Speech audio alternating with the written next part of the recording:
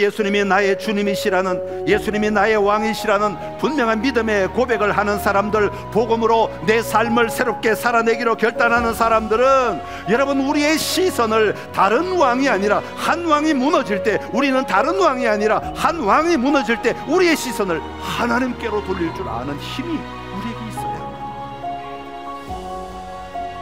땅의 왕이 무너지면 우리는 또 다른 왕을 찾아서, 그래야 내가 살아날 줄 알고, 그래야 이겨낼 줄 알고 몸부림치지만, 그 한 왕이 무너질 때 우리의 시선이 하나님께로, 우리의 관심이 하나님께로, 우리의 기대가 하나님께로, 우리의 모든 삶의 방향성이 하나님께로 돌아갈 수 있는 힘이 있는 사람이 바로 복음을 믿는 자의 삶의 모습이라고 말합니다.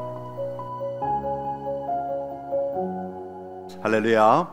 우리 이사야서를 지난주부터 함께 살펴보고 있습니다. 이사야를 통해 하나님이 오늘 우리에게 무엇을 말씀하시는지, 오늘 우리 두 번째 시간, 지난주에는 회개와 믿음, 회개와 믿음, 회개와 믿음, 이 두 가지는 우리의 삶의 자리에 가장 중요한 믿음의 삶의 고백이라는 것을 나누었고요. 오늘은 대면, 하나님을 대면한다, 대면이라는 제목으로 같이 말씀 나누려고 합니다.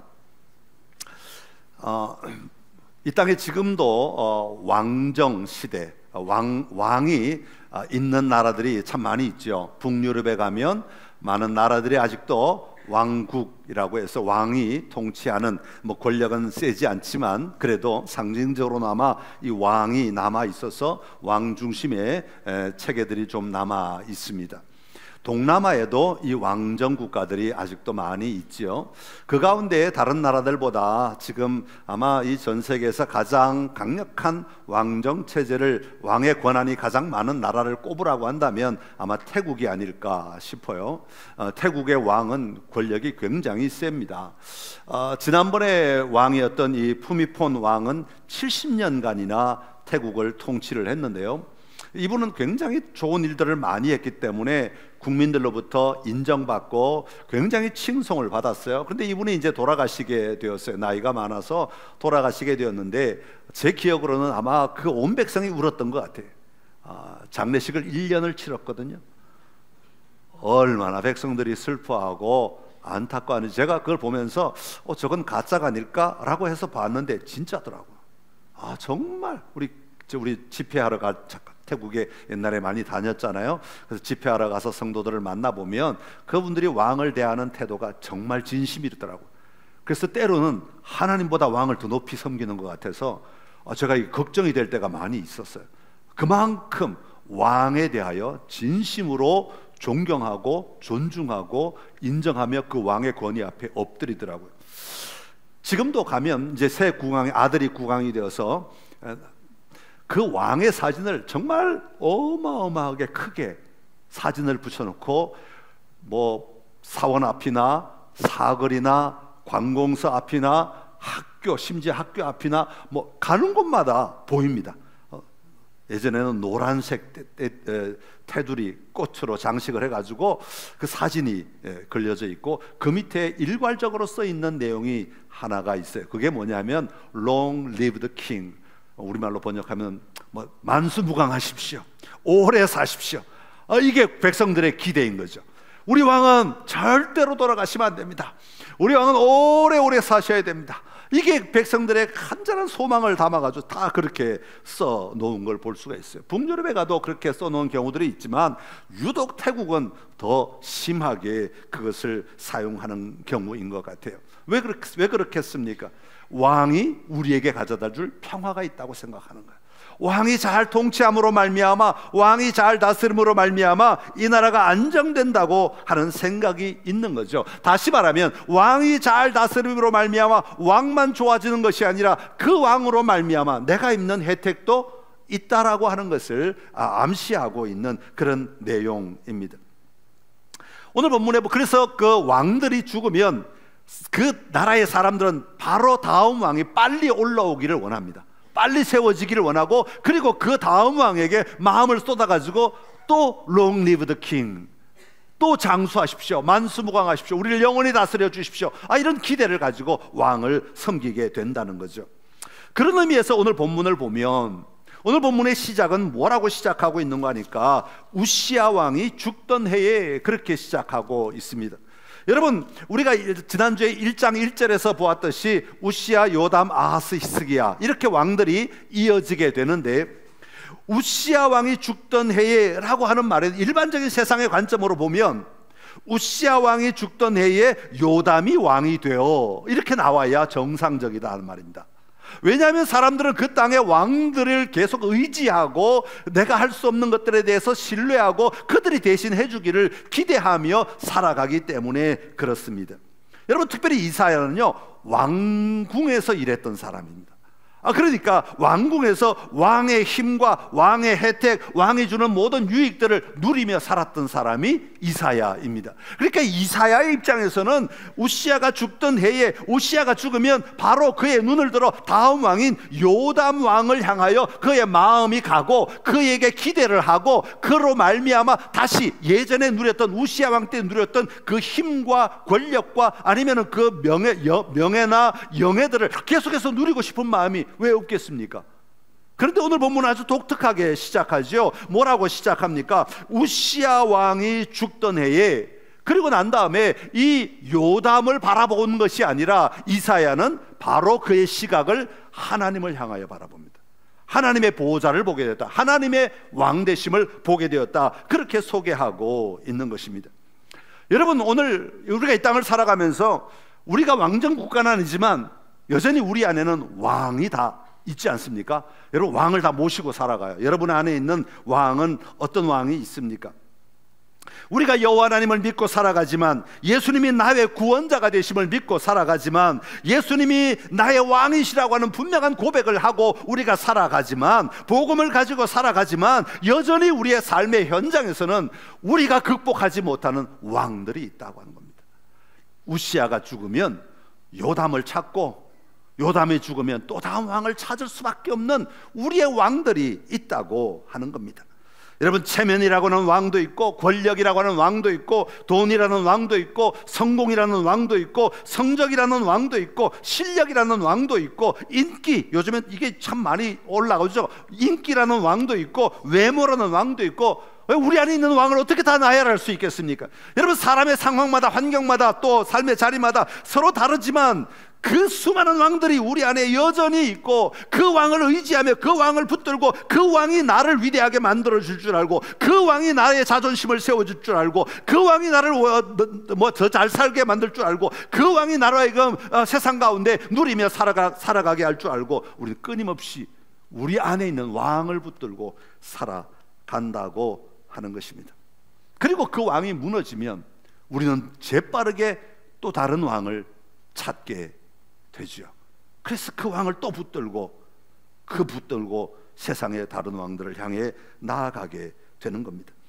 그러나 예수님이 나의 주님이시라는, 예수님이 나의 왕이시라는 분명한 믿음의 고백을 하는 사람들, 복음으로 내 삶을 새롭게 살아내기로 결단하는 사람들은, 여러분, 우리의 시선을 다른 왕이 아니라 한 왕이 무너질 때, 우리는 다른 왕이 아니라 한 왕이 무너질 때 우리의 시선을 하나님께로 돌릴 줄 아는 힘이 우리에게 있어야 한다는 겁니다.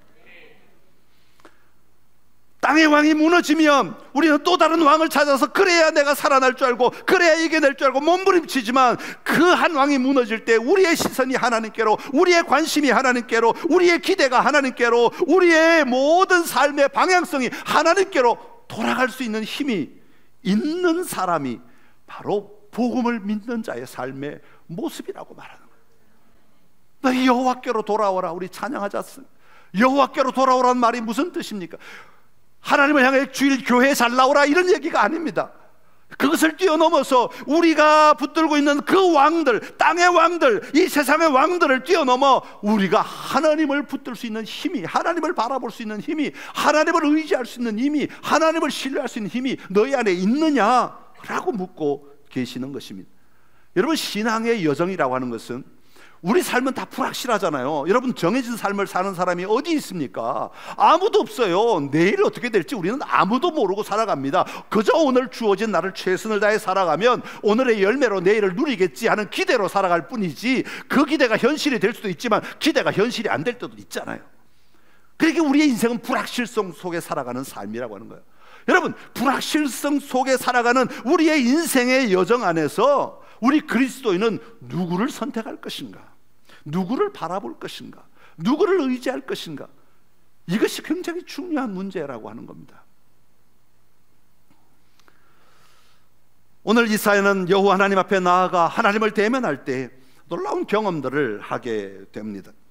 오늘 이사야가 경험한 이 놀라운 삶을 우리가 좀 살펴보면서 오늘 우리 안에 다시 한번 우리가 붙들어야 하고 우리가 누려야 할 삶이 무엇인지, 예수 그리스도를 믿는 자로서, 복음을 가진 자로서, 예수 그리스도의 은혜를 누리는 자로서 우리는 어떻게 살아야 하는가 하는 것을 오늘 이사야의 삶을 통해 한번 다시 살펴보고, 오늘 우리 안에 다시 한번 우시아가 죽을 때 여호와 하나님을 바라볼 수 있는 은혜가 우리 모두 안에 있기를 간절히 기원합니다.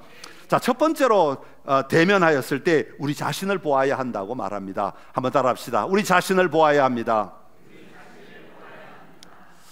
오늘 우시아는 이 땅에 왕이 죽었을 때 이사야는 우시아, 이름이 많이 나오면 제가 종종 헷갈리지만 알아서 새겨서 들으시기 바랍니다. 이사야는 우시아가 죽을 때에 여호와 하나님을 바라보았다라고 제가 계속 말씀드리고 있습니다. 그런데 놀랍게도 여호와 하나님을 바라보는데, 여호와 하나님을 대면하는데 그 여호와 하나님만 바라보이는 것이 아니라 그 하나님을 바라보면서 동시에 보이는 게 있는데 죄 가운데 있는 자신의 모습을 보게 되었다는 거예요. 오늘 이사야는 하늘 보좌의 놀라운 장면을 보게 되지요. 그 장면은 여호와 하나님이 높이 들린 보좌 위에 앉으셨다는 겁니다. 이 보좌가 어떤 것일까? 저는 상상을 하면서 이 설교를 준비했는데, 우리 사람들은 우리 조선시대도 보면 왕의 자리가 좀 높잖아요. 그래서 신하들은 밑에서 다 이러고 있고 왕은 위에 앉아서 다 내려다보면서 이렇게, 그게 보좌거든요, 보좌. 그런데 하나님의 보좌는 사람이 임의로 만든 것일까? 우리가 만들어낸 것일까? 종교는 우리가 만들어내는 거잖아요. 그래서 그 신을 어느 위치에 올려놓고 어떤 신으로 규정을 해놓고 그리고 우리가 알아서 섬기는 게 종교란 말이에요. 그런데 하나님은 우리가 만든 신이 아니에요. 하나님은 스스로 계신 분이에요. 하나님이 우리를 만드셨지 우리가 하나님을 만든 게 절대로 아니란 말이죠. 그러니까 하나님의 보호자는 우리가 만들어낼 수 있는 게 아니에요. 하나님의 위엄과 하나님의 권위와 하나님의 아름다우심과 하나님의 절대적이심과 하나님의 놀라운 것으로 인하여 스스로 만들어진 제단이요. 그 제단이 너무너무 높다는 거예요. 그리고 그 제단에 앉아 계시는데 그 옷자락이 온 성전을 덮었다는 겁니다. 그것뿐입니까? 그 옆에 스랍들이, 쉽게 얘기하면 천사들이 이불을 가리고 발을 가리고 그리고 나머지 두 날개로 하늘을 날며 그 공간을 날아다니면서 외치는 말이 있습니다. 뭐라고 외칩니까? 거룩하다 거룩하다 만군의 여호와여, 그의 영광이 온 땅에 충만하도다. 스랍들이 어디를 봐도 하나님의 영광이 머물지 않은 곳이 없어. 스랍들이 아무리 날아다녀도 하나님의 영광이 없는 곳이 없어. 왜냐하니까 하나님의 거룩하심이 너무 충만해서 거룩하다 거룩하다 거룩하다 만군의 여호와여. 그랬더니요, 이 소리가 얼마나 크고 얼마나 웅장스럽고 얼마나 성스러운지, 이 소리가 문지방의 틀을 요동하며 성전에 연기가 가득하였다. 그렇게 인간의 말로 더 이상 표현할 수 있는 방법이 없다는 거예요. 하나님의 영광이 꽉 차 있는 걸 우리가 본 적이 없는데 어떻게 설명할 수 있겠어? 그 장면 속에 우리가 어떻게 경험해 본 적이 없는데 어떻게 설명할 수 있겠어? 이사야가 본 바로는 이것 외에는 설명할 방법이 없는 거예요. 문지방이 요동하고 연기가 가득한 것으로 설명을 하고 있는 것이죠. 여러분, 하나님은 거룩함 자체이며 그의 본질이 거룩하신 분임을 나타내고 있는 겁니다. 온 땅에, 아니 온 우주의 통치자로서, 이 땅을 지으신 창조주로서 우리의 피조물과는 비교도 할 수 없는 놀라운 거룩함을 가지고 그 자신을 드러내며 계시더라 하는 것입니다. 그런데 그 하나님 앞에 그 여호와 하나님의 보좌를 보는 순간 이사야는 하나를 발견합니다. 그건 뭐냐 하면, 지금 스랍들은 저렇게 날아다니며 거룩하다 거룩하다 거룩하다 만군의 여호와라고 외칠 수 있는데, 나는 그 앞에서 도저히 거룩의 걷자도 말할 수 없는 이 부정한 입술이 있음을 발견하게 되었다는 겁니다. 천사들은 마음껏 돌아다니며 마음껏 날며 하나님의 아름다우심과 하나님의 완전하심과 하나님의 놀라우심을 바라보며 선포하고 있는데, 나는 그 앞에 서 있는데 그 장면을 바라보면서도 그 소리를 들으면서도 나는 내 입술로 한마디도 할 수 없다는 거예요. 왜? 입술이 부정한 자이기 때문에. 입술이 더럽기 때문에, 단순히 입술에 뭐가 묻었기 때문이 아니라 이 입술로 이 마음 안에 있는 것들을 한마디도 내뱉을 수 없는 내 마음의, 내 삶의, 내 존재의 부정함 때문에 그 하나님 앞에 거룩하다고 말할 수 없는 자신을 보게 되었다고 하는 겁니다. 사랑하는 성도 여러분, 우리가 이 땅의 삶을 살아가지만 이 땅의 삶은 우리가 이 세상이라고 하는 틀에 갇혀 살아가고 있지 않습니까? 그만한 삶이 서로 우위를 차지하기 위해 몸부림치며 살아가고 있지 않습니까? 그래서 땅의 왕 앞에서는 형식상 무릎을 꿇고 예의를 표합니다. 그러나 내 안에는 여전히 정치적 야망이 있고 욕심이 있고 세상에서 이루고자 하는 무엇 것들이 인정받고 싶은 욕구나 무언가 이루고 싶은 욕망들이 내 안에서 끊임없이 같이 가고 있잖아요. 땅의 왕 앞에서는 무릎을 꿇고 그 왕 앞에 엎드리긴 하지만, 그러나 그 왕을 통해 내가 얻고 싶은 것도 같이 가지고 있는 거예요. 욕망도 같이 가지고 있다는 거예요. 그러나 여호와 하나님 앞에서는 본질적으로 이 뒤에 감춘 마음이 하나도 소용이 없어지는 거예요. 거룩하신 하나님 앞에, 완전하신 하나님 앞에 서게 되었을 때 내 안에 있는 그 욕망이나 마음, 간절한 소망이 아니라 내 안에 더러운 나 자신을 바라보게, 죄 가운데 있는 나 자신을 바라보게 되었다고 하는 겁니다. 그래서 이사야는 말하기를 화로다 나여 망하게 되었도다. 나는 입술이 부정한 사람이라, 그렇게 고백하고 있는 것입니다. 이것이 거룩한 하나님 앞에 설 때 할 수 있는 우리의 고백이라고 하는 겁니다. 이런 고백을 할 때 그 내면에 이사야는 놀라운 변화를 경험하기 시작하는 것이죠.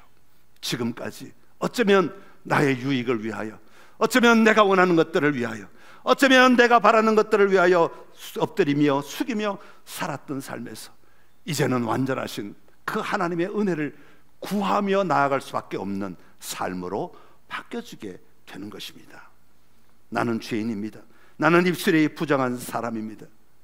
고백할 수밖에 없고 인정할 수밖에 없고, 내 몸에 있는 정말 깨끗하고 완전한 거울 앞에 섰을 때 내 얼굴에 비치는 흠과 티가 막 드러나는 것처럼 그렇게 비춰지게 되는 것이죠. 여러분, 우리가 예수님을 만나면 예수 그리스도께서 나의 참된 구원자이심을 우리가 고백하게 되면, 경험하게 되면 우리의 고백이 달라지게 되는 겁니다. 사도 바울은 고린도후서 4장 7절에서 이렇게 고백합니다. 우리 한번 읽어보겠습니다. 우리가 이 보배를 질그릇에 가졌으니 이는 심히 큰 능력은 하나님께 있고 우리에게 있지 아니함을 알게 하려 함이라. 아멘. 사도 바울은 내가 질그릇이라고 말합니다. 내가 이렇게 열심히 살았으니 사기 그릇쯤은 되지 않을까? 내가 이렇게 열심히 살았으니 은그릇쯤은 되지 않을까? 우리는 다 그런 자부심을 위해서 얼마나 몸부림치며 살아갑니까? 그러나 전능하신 하나님 앞에 설 때 우리는 질그릇밖에 안 되더라는 거예요. 그리고 그 그릇에 보배가 담길 때 비로소 내 존재가 규명이 되는 거예요. 내가 누구인지가 드러나게 되는 거예요. 그래서 고백하게 되는 것이, 능력은 나에게 있는 것이 아니라 하나님에게 있습니다. 하나님으로부터 오는 겁니다. 내가 노력하고 내가 애쓰고 내가 수고해서 만들어내는 능력이 아니라 하나님이 주시는 능력, 다시 말하면 은혜입니다 라고 고백하게 되는 것이죠. 여러분, 우리의 신앙은 여기서 출발하는 겁니다. 이 자리에 와야 된다는 거예요. 이 자리에 서야 한다는 겁니다. 하나님의 거룩하심을 볼 수 있어야 하고, 그 하나님의 완전하심 앞에 우리가 설 수 있어야 하고, 그 완전하신 하나님께서 독생자 예수 그리스도를 보내주셔서 죽을 수밖에 없는 나를 살려주심으로 말미암아 나로 하여금 그 하나님 앞에 설 수 있게 하셨다는 사실을 우리는 인정하는 것에서부터 우리의 신앙은 시작되는 것입니다. 여러분, 우리의 모습을 다시 한번 주님의 그 아름다우심 앞에, 그 거룩하심 앞에 비춰볼 수 있는 은혜가 오늘 우리에게 있기를 간절히 기원하고, 그 하나님 앞에서 나의 연약함을 드러내는 것, 수치가 아니고 부끄러움이 아니고 잘못된 것도 아니고 나약한 것도 아니고, 그건 하나님 앞에서 마땅히 해야 할 우리의 모습인 것을 기억하시고, 여러분 주님 앞에 그렇게 나아가는 은혜가 있기를 간절히 기원합니다. 두 번째로 대면할 때 회복을 경험해야 한다고 말합니다. 한번 따라합시다. 회복을 경험해야 합니다. 이사야는 하나님을 대면할 때 주님이 회복시켜 주시는 것을 경험하게 됩니다. 오늘 본문에 보면 이사야는 놀라운 체험을 하지요. 입술이 부정하다 그랬더니 스랍들이, 날아다니는 천사들이 부젓가락으로 뜨거운 핀 숯을 가지고 날아와서 이사야의 입술에 갖다 대었다 그래요. 그러면서 선포하기를 이것이 내 입에 닿았으니 내 악이 제하여졌고 내 죄가 사하여졌느니라. 그렇게 스랍이 선포하는 것입니다. 여기서 이사야는요, 자기 악이 제하여지는데, 자기의 죄가 씻겨지는데 자기 스스로 한 것은 아무것도 없다는 사실입니다. 그는 가만히 있는 겁니다. 그는 자기 자리에 가만히 앉아 있는 거죠. 매우 수동적입니다. 핀수치 그저 입술에 날라오는 것을 보는 거죠. 그리고 그것이 닿아지는 거죠. 내가 끌고 와서 닿은 거 아닙니다. 내가 내 입술을 막 갖다 댄 거 아닙니다. 가만히 있는데 그 핀수치 날라와서 내 입술에 닿았다고 하는 겁니다. 그리고 말하기를 내 죄가 사하여졌다라고 선포하는 겁니다. 이사야가 할 수 있는 일은 예, 맞습니다, 내 죄가 사하여졌습니다라고 그 말을 수용하는 것밖에 없는 거예요. 받아들이는 것밖에 없어요. 믿는 것밖에 없다라고 하는 거예요. 여러분, 이걸 믿는다고 말하는 거예요. 믿는다는 것은 어떤 사실을 인정하는 정도를 말하지 않습니다. 오늘 우리가 고백하는 우리의 믿음 30번째 보면 예수 그리스도를 믿는 믿음이란 무엇입니까? 그렇게 나와요. 그때 답이 뭐냐 하면 하나님의 말씀을 진리로 받아들이고 구원자이신 예수 그리스도를 온전히 신뢰하며 의지하는 것입니다. 구원자이신 예수 그리스도를 온전히 신뢰하며 의지하는 것입니다. 이게 믿는 거라고 하는 의미입니다. 그러니까 믿음은 관계 안에 들어가는 것이라고 하는 것입니다. 예수님이 나를 위해 죽으심으로 말미암아 내 죄가 사해졌다는, 내 죄가 용서함을 받았다는 이 놀라운 복음이 우리의 삶에 자리 잡으면 우리의 초점은 바뀌게 됩니다. 더 이상 내가 얼마나 노력했는가, 내가 얼마나 애쓰고 사는가, 내가 얼마나 몸부림치고 있는가, 내가 얼마나 잘하는가 하는 나의 수행 능력이 아니라 예수 그리스도의 인격으로 우리의 방향이 옮겨지게 된다는 겁니다. 믿음으로 예수 그리스도께 나아가면 예수님이 나를 위해 이루신 일에 대한 진리를 바라보며 그 사랑 안에 머무는 것이 더 중요하다는 것으로 우리의 삶의 방향이 바뀌어지게 된다고 하는 겁니다. 그렇게 되면 우리는 더 이상 다른 사람이 나를 향해 가지는 어떤 기대나 어떤 눈빛이나 아니면 어떤 부담감이나 자신의 업적에 대하여 자부심, 이런 것들로부터 우리는 좀 벗어날 수 있게 되는 겁니다.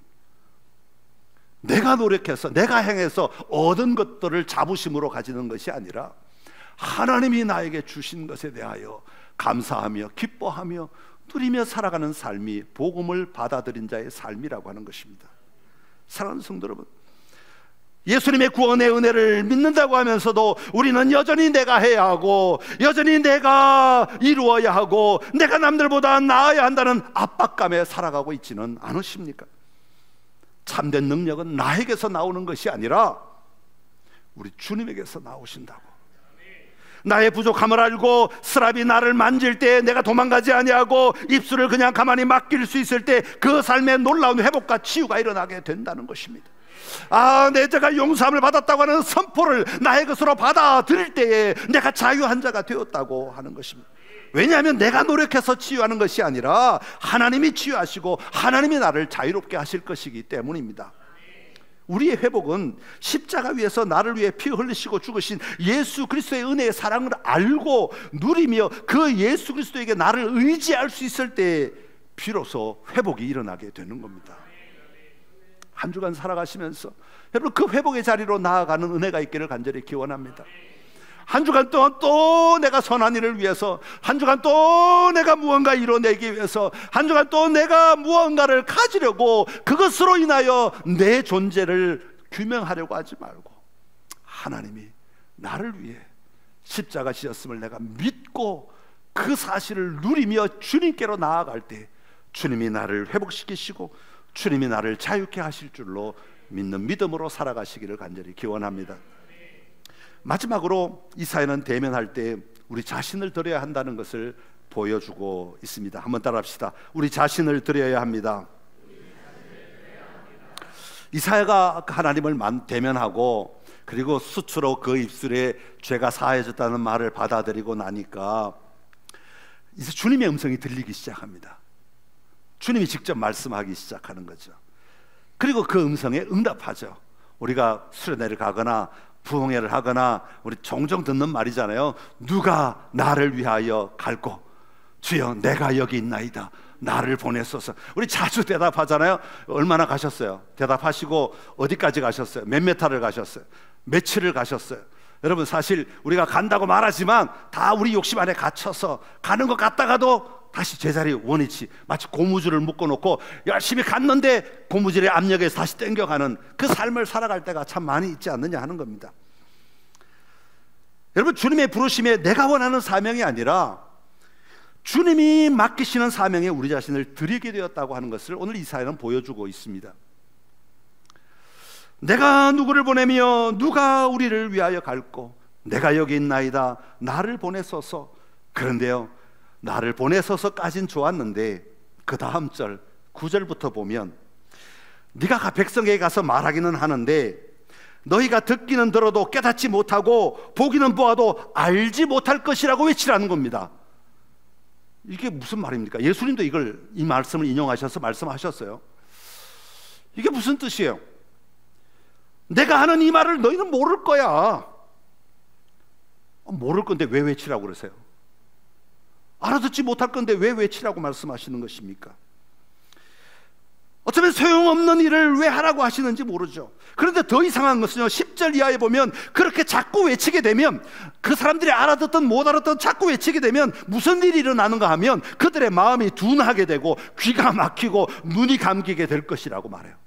아니 내가 말하면 외치면 지금 말을 알아듣든 못 알아듣든 하나님의 말씀대로 명령대로 내가 가서 순종하면 그들의 눈이 열리고 귀가 열리고 마음이 열려서 그들의 변화가 일어나야 되는데 오히려 반대가 된다는 거예요. 말하면 말할수록 눈이 감기고 귀가 막히고 마음이 닫혀버린다고 말하고 있는 겁니다. 그러면서 뭐라고 말해요?